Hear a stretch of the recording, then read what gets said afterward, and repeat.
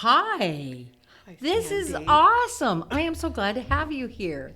I just want to tell everyone this is podcast 7, and today we're really lucky to have Nancy McLean, a caseworker with Hastings County Social Services, someone I have known for years who has served on our board when we were Canadian Mental Health. We first connected when I was with the county, and you were doing emergency relief work. So, a long, extensive history of working with sleep vulnerable. out? Yeah, the Did the sleep sleep out. That's out? right. Yeah. So long, extensive history with vulnerable people. I have How many years? 26 years. No way, really? Yep, I'm 26 years, going into 27 as So of what- next month. What roles have you had in the county, from what I've listed? Okay, so when I first got hired from the county, I was job information clerk. Then Okay. I went to casework. Then I was emergency casework. Then I went to employment casework, and now I'm back into casework, doing many roles under that caseworker role. Wow. How has the job changed? Oh, wow. How has the job changed? It has really changed a lot. I think clients' needs have changed dramatically, especially in the last few years. We have so many more homeless in our area than we did when I actually worked with the homeless. Yeah, those were the days you would bring somebody in. Yep. And we were usually able to intake them Yep. because we had space in the transitional homes. Yep. That has Yep. changed because we I was on the board for the Yeah, transitional homes. Yeah, we rarely get beds. It's Yeah. incredible. Yeah. Unless something catastrophic happens. Usually it involves alcohol, and unfortunately that goes against our rules. But Yeah. though you walk somebody in, and we'd be able to place them. Yeah. Yeah. In I- all that time, what happens now? Because I don't know, the stories. The stories are still heartbreaking, Still but there's more of them. more. Yeah. With my caseworker role now, I'm a floater where I'm covering everybody's else's caseload. So we've had a lot of people off, so we've had to have this floater position, and that's what I do. So for me, I don't really see I'm covering day by day. I don't have that long-term relationship with people, so I don't really. Get a complete story. Yes, thank you.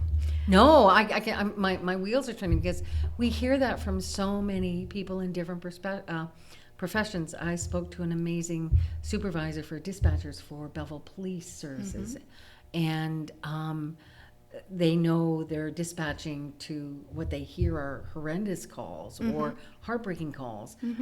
And they get some feedback, and they're really good at trying to give them the end of the story. But in a case like yours, it's really hard to get. Did we get something that made a difference? You know what? The end of the story, and that's one of the things. The end of the story for me is fabulous. I love to hear the end of the story. There's so many people that you work with over the years, and you could name 100 names of people that you wonder and even worry about where they are. And it's funny you said that because I have a story for you. I would like to hear it. So- We like stories, don't we, Alex? So when I first was a caseworker, I had this little girl come into my office. She would have been in her early 20s, and she didn't have a lot of supports. She was a little bit lost, and she didn't know what to do. So I started working with her, and we became, she would even call me to say good morning some days. She was having a good day or she was having a bad day, and we'd talk a little bit, and she'd go on about her day, and so would I. So one day she comes in as a walk-in, and she sits down across from me just like we are now, and she says, "I'm moving." And I said, "Where are you moving?" "Well, I'm moving out west. I'm going to work on the oil rigs." Oh, wow. And I gasped. Yeah. Because here's this little girl going to pick up and move everything. And I looked at her and I said, "Are you sure?" And she said, "Yes." And I said, "Okay." And I have wondered for years. Well, last October, she reached out to me. Oh my gosh. I got an email from her. And it just said, "Hi, Nancy, I'm emailing you just in case you're still with Hastings County, just to say hi." And I said, and I emailed her back and I said, "Wow, it's incredible to hear from you. I have wondered about where you are and what you're doing." And she emailed me back saying that she worked on the oil rigs for 5 years. She then did her social work. Oh my gosh. And is now doing her master's of social work. And she now works for the Edmonton Homeless Prevention. And because of the love and that I gave her, she wanted to give that love back to someone else. So during the podcast you've been talking, because I've been watching them all, and Yeah, we're so relieved we've got a fan. one of the things that you've been talking about is sorry. No, it's okay. Help me. Compassion fatigue, burnout. Fatigue and burnout. I haven't really been myself at a burnout stage, but last October when I got this email, it had been a bad day. Oh yeah. One of those bad days where you think, why are you here? Why have you spent so many years in this position? Is there somebody out there? Yeah. You know, and I got this and it was like, this is exactly why I've been in this helper role for so long. And it was so gratifying and so nourishing to get that feedback. And yeah. Nourishing. And Yep. I think, and you and I both know, and I'm sure people that do watch the podcast and doing that frontline work, the thank yous are very rare. And it's not that you want to thank you. You like to hear what happened to your life after you moved out of our realm. Yeah. What happened when you moved on to a different catchment area? What happened when you moved on to, a different part of your life? Like, and it is nice when somebody, we had that early on in the employment program before the pandemic. And I think Alex worked with one of these folks. They had both gone out west. It's funny how they go out west. And they had been in our transitional home and had come back that summer, both driving new trucks, and were doing really, really well. And it was like we had another piece of the story. They didn't say thank you or anything, but they were just appreciative. They wanted to show us what had happened. And that was like, thank you, because we always wonder. It's our thank you, I think. It's not necessarily their thank you, it's our thank you, because we know it's a thank you to us because we know we've maybe helped. Because again, you're in this helper role for so many years, you want to know that you've helped. And it's mattered. Yeah, it matters to us.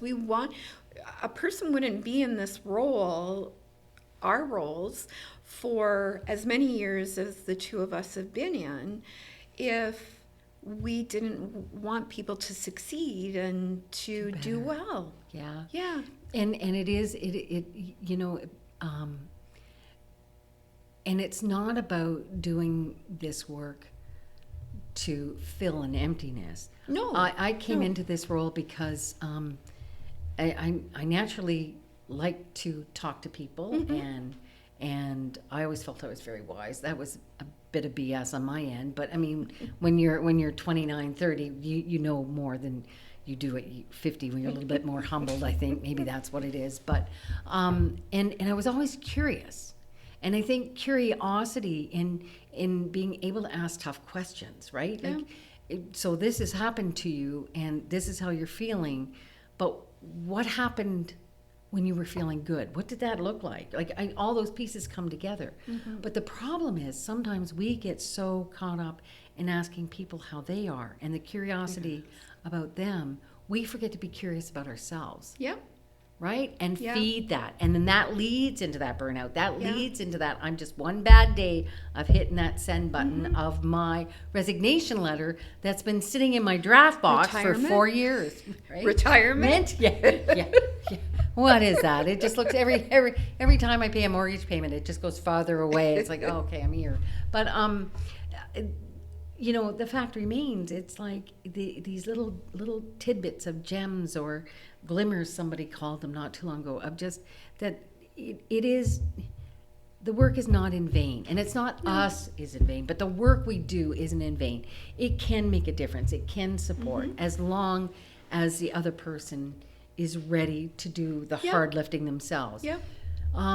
But I think working with some of the folks at John Howard down at Drop-In over these last few months, and some of the pervasive sadness and the affiliated agencies too, because OW, I mean, those names, you and I did After Hours for a long time. You did it frontline for, I was here supporting Hunter and read those reports every morning. Many of those names that we've lost in the past year, we know them. Yeah. We know the struggle. And it's so hard because you grieve them a little bit. You stop 100%. And you go, right? And you think, damn, you used to get off the phone and be angry, like, oh, try, because you get played and be like, do you think I'm dumb? Let's talk about this, right? And I remember saying that quite a bit, Sandy. Right? I know, you did. Like, we know who you are. Don't lie. Let's just, you give the same birthday. What's your last name?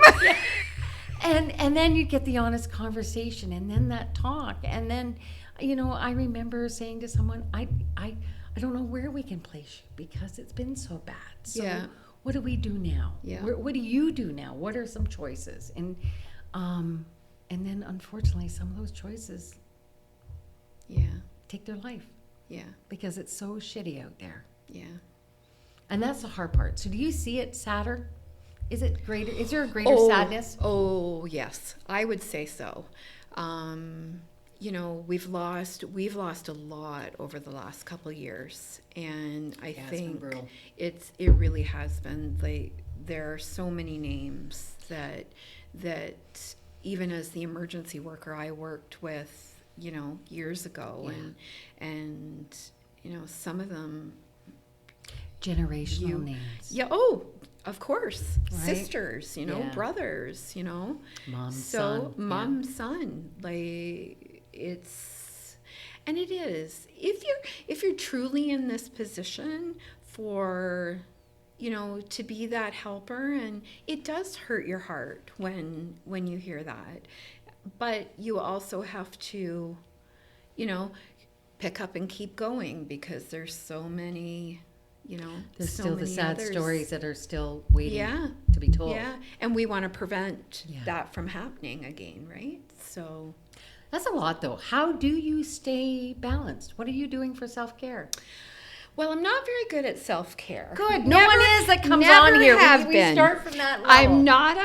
I'm not a spa girl. I'm not a, I love laughter.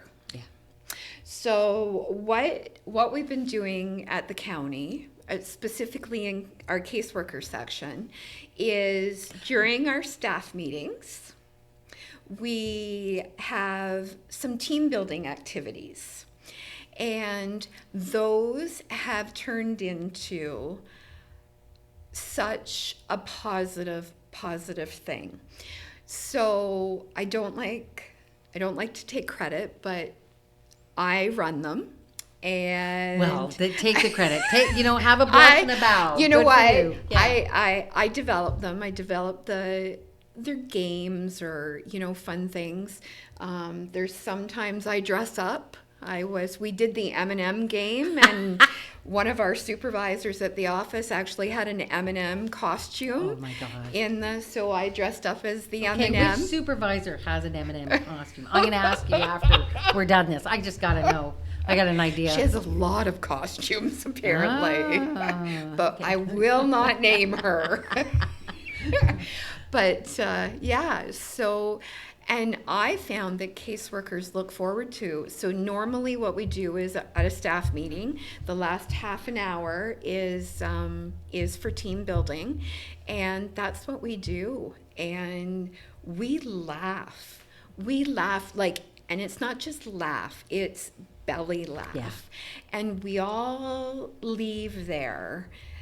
Usually it goes to 4:30, so of course we're leaving by that time, and we're all leaving with a smile on our face, and it's just become such a positive thing. And for me, it's almost giving back to my caseworkers, because to see somebody in the morning come in, and you know what, if your morning doesn't go well, then your day is kind of offset. So to see them leave with a smile on their face, it makes me smile. And you brought something up really well, is that we always think someone's day, a worker's day, a frontline person, anyone's day starts at work, and we forget that there's 3 or 4 hours prior to rolling into work. Yes, there is. Yeah, right. We're walk the dog, feed the cats, feed the kid. Take care of the other people in your life. Fight with the kid. Yep. And I mean that in the nicest way. Oh yeah, I remember those. And you're throwing things together. You forgot a lunch, and then you get to work, and it's like you look down and you've got 2 different colored shoes on. They're just very different, like almost close but not quite. And you're like, wow, this is how my day started. But and then you're sitting there and you're all discombobulated, and then somebody comes in, and this is the worst day of their life because they're applying to Ontario Works, and they didn't think they'd ever be here. And so your worst day, you kind of, and yet we can't diminish that some days are hard for us. You can't use that comparator, well, someone has it worse, because part of good self-care is taking a moment to wallow. Like, yeah, it sucks. And I get to say it sucks. Yeah. And no, it doesn't suck because I'm not living out on the street. But for my world, for what I do, today sucks. And I get to say that. Yeah. It's pulling yourself back, taking that moment, and then going, okay, here's the next client. Yeah. And we had what we called the cashier crouch when I was with Max Milk. When I was going to college, right? And I did midnights, which was really stupid because our place had a hotel, so all the drunks would come down and hit on you after cramming hot dogs in their mouth, and they'd throw up in the parking lot, and you'd be like, oh. But you were behind a counter, and some people would just be so enraged. I look at it now and think I was very lucky because I'd only get one idiot in a space of 3 or 4 weeks. Now I'm sure customer service people are dealing with angry people all the time. Well, it's funny because when you asked me to do this, I wanted to say something inspiring, and I thought about frontline staff, and people sometimes forget about grocery store people. I was in the grocery lineup the other day, and someone was just having a bad day, and what do you do? And this poor lady who was the cashier, she was just almost in tears, and it's not just. A lot of people are finding it hard.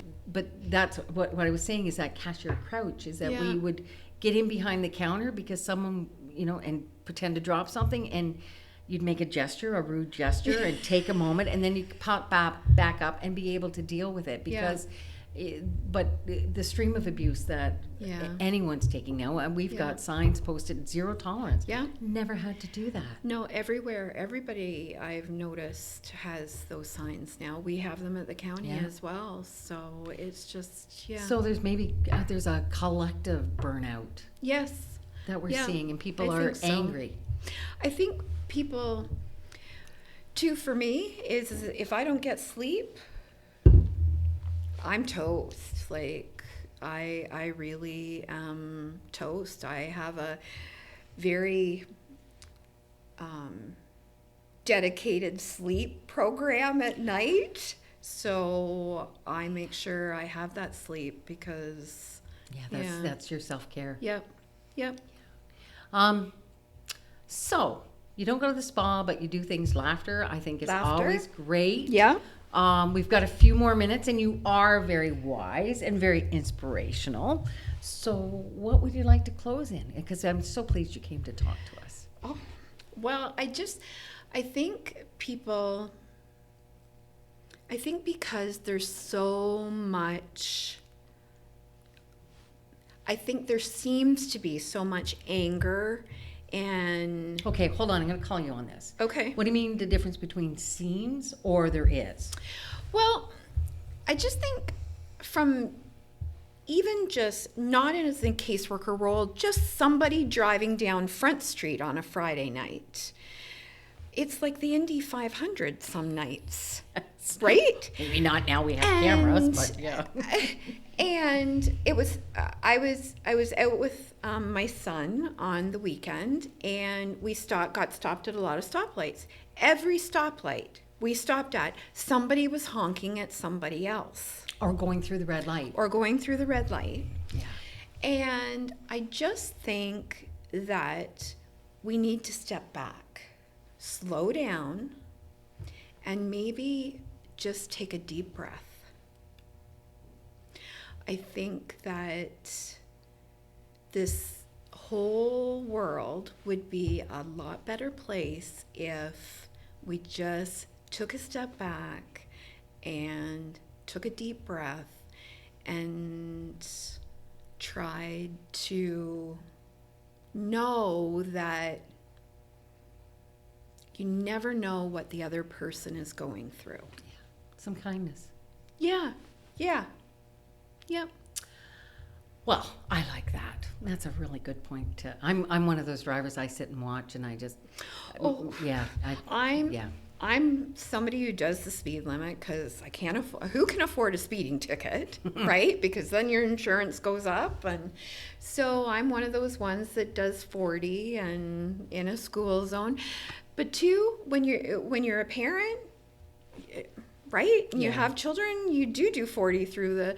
So I don't know. Yeah, and it shows. I mean, the example of the car is it's waiting in line. People get, or somebody makes a mistake, or a little kindness will go a long way. Yeah, and I think too, so Little self-kindness. my self-kindness, kindness, and I have the best 7-year-old a person could have. He is my blessing. And if people could look at things from a child's eyes, it's a pretty good place. It is. And they want to help people. Nancy, it's been awesome. Thank you so much. And it's been so great to see you. Oh. And Thank thank you. you for being a fan. We like that, don't we? But thank you for coming. Thank you. Thank you for having me.